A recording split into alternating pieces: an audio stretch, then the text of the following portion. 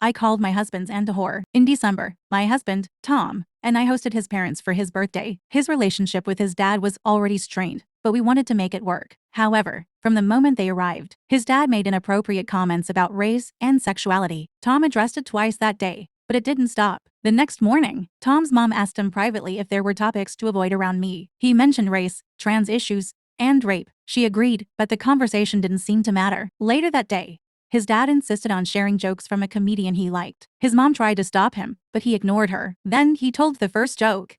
Did you know 9 out of 10 people don't like gang rape? The room went silent. I froze, feeling a wave of panic and disgust. I excused myself to the bedroom to collect myself. Tom followed, asking if I was okay and offering to address it. I told him I needed to handle it myself because his dad wasn't listening to him. I returned to the living room and said, I understand you think it's funny, but I don't appreciate those jokes. Before I could say more, his mom interrupted, standing up to say I was making too big a deal. Frustrated, I asked, have you ever been raped? She quietly replied, no, and sat back down. I tried again to explain my feelings, but I was repeatedly cut off. Finally, his dad smirked and said, you just don't understand humor. I snapped, you know what? Fuck you. Then I walk out to calm down. Later, Tom's mom asked to talk privately without her husband. Tom hoped for a productive discussion, but it turned into her defending him and criticizing me. She admitted his joke was inappropriate but refused to apologize. She dismissed my feelings, saying, he just enjoys dark humor. I tried to explain, saying, dark humor is fine, but it shouldn't be hard to avoid sensitive topics, especially when someone has personal experience with them. She didn't listen. Frustrated,